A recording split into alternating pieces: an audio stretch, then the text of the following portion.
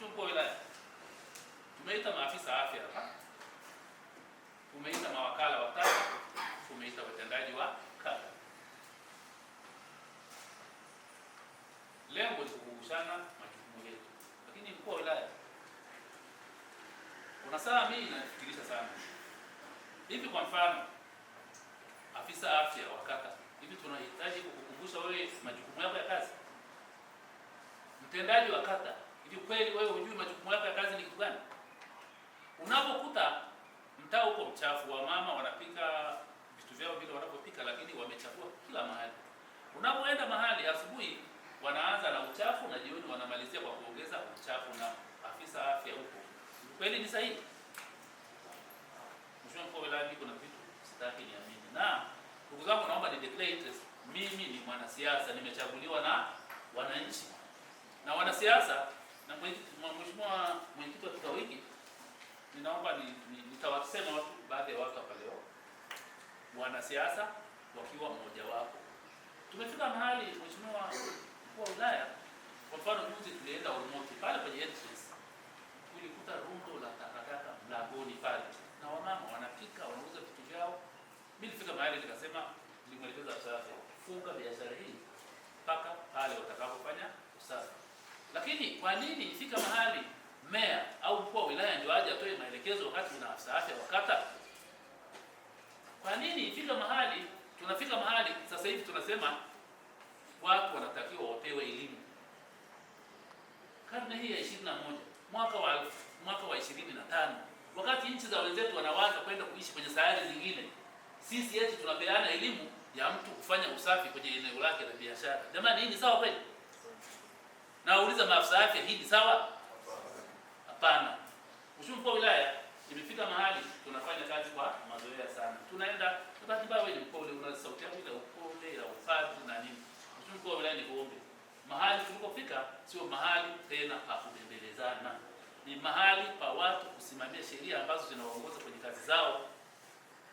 Na Mkuu wa Wilaya, ninaomba katika hili leo weka msisitizo mkubwa sana, kwa sababu vinginevyo mashindano ya AFCON yatakuja tukiwa sisi bado tunahamasishana, tunaelimishana, tunapeana moyo. Hatuna sababu ya kupeana moyo katika hili. Watu tukafanya nini? Tukafanya kazi zetu. Watendaji wa kata hawa wa maafisa afya wako chini yenu, naomba wasimamie kwa watu kufuata sheria. Fuateni sheria. Biashara kama mtu hataki kufuata utaratibu ambao umewekwa, funga ili nini? Ili akafanya usafi, akimaliza mfungulia, endelea na biashara yake. Lakini tumefika Mheshimiwa Mkuu wa Wilaya, barabara zinashindwa kupitika kwa sababu wapo wameweka merchandise barabarani, yani barabarani kabisa. Siku moja Mkuu wa Wilaya, pale eneo la Lengolosi, nilipoona ukiwahamasisha watu warudishe vitu ndani, wakarudisha ndani, umeondoka tu wakarudisha pale. Tuna watu wanaosimamia nini? Wanaosimamia haya mambo ya usalama. Na wewe ni mwenyekiti wao mkuu, wanakuangusha ukiwatuma hawafanyi kazi yao. Kuna mgambo wa jiji nao tatizo. Wao ndio wanaowapanga watu, wanawapa slots za kufanya nini? Za kupanga vitu barabarani. Hii hapana. Ifike mahali watu sasa tuanze kufuata nini? Sheria. Na kama Mheshimiwa Mkuu wa Wilaya, kama ni afisa afya anatusumbua, si ana namna ya kuwajibishwa. Ndio hao watu si wako chini yako. Kwa nini usiwajibishe? Kwa sababu mimi na ule Buketi tumefanya kazi sana, tumefanya kazi kubwa sana. 2020 Mheshimiwa Mkuu wa Wilaya, wakati mimi nimeingia kama meya, kwa mara ya kwanza kabisa nikiwa mgeni, nilikuta jiji la Arusha ikiwa jiji la mwisho kwa uchafu, yani jiji namba 5 kwenye majiji matano ambayo Tanzania. Tulipambana usafi kila Jumamosi mpaka tukaifikisha kwa jiji la kwanza kwa usafi. Lakini haikuwa kazi rahisi, na ilikuwa kazi kila siku nilikuwa niko mtaani mpaka wakaniita mimi meya wa nini, wa usafi. Lakini kuna maafisa afya wafanyi kazi yao, kuna watendaji wa kata hamfanyi kazi yenu, kuna mawakala hamfanyi kazi yenu. Sasa tutatokaje katika hili? Kwa Mkuu wa Wilaya, mimi kama kuna kitu kimoja nitaomba, matumizi ya sheria sasa yaanze kufanya kazi.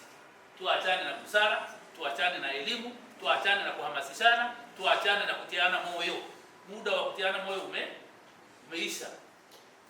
Tukienda kwa utaratibu huu, na juzi nilikuwa naongea na waziri wa habari, utamaduni, sanaa na michezo na mbunge wa jimbo hili, akasema hivi, meya, kweli mnataka na mimi nije nishike mafagio barabarani?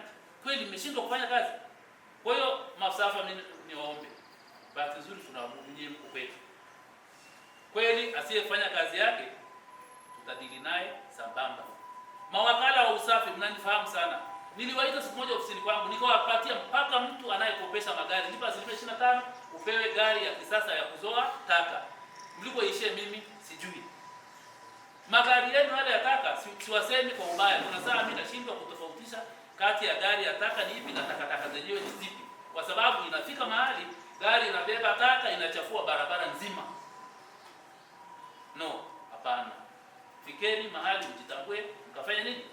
Mkafanye kazi yenu ambayo mnalipwa kwayo. Mheshimiwa Mkuu wa Wilaya, nchi za wenzetu zimeenda mbali sana. China miaka 50 na 30 ilikuwa na uchumi kama nchi nyingi za Kiafrika. Lakini walifika mahali watu wakaamua kufanya maamuzi magumu ya kufuata sheria tu. Kwa hiyo mkuu, mimi nikuombe mkuu, wewe tuache matumizi ya busara.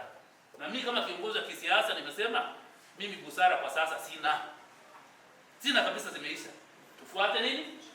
Na wanasiasa mlioko mahali hapa, habari ya hawa ni wapiga kura wetu, hapana. Kuna heshima, hakuna heshima ya kuwa na wapiga kura wachafu, wapiga kura wanaoishi kwenye kipindupindu, hapana. Kwa hiyo wanasiasa na nyinyi mna sehemu yenu. Lakini mnasiasa nimeshawasema, watendaji wakata kaeni mguu sawa. Msimfanye mkuu wa wilaya anakuja kila siku kwenye nini? Kwenye kuhamasisha usafi. Hamasikeni wenyewe.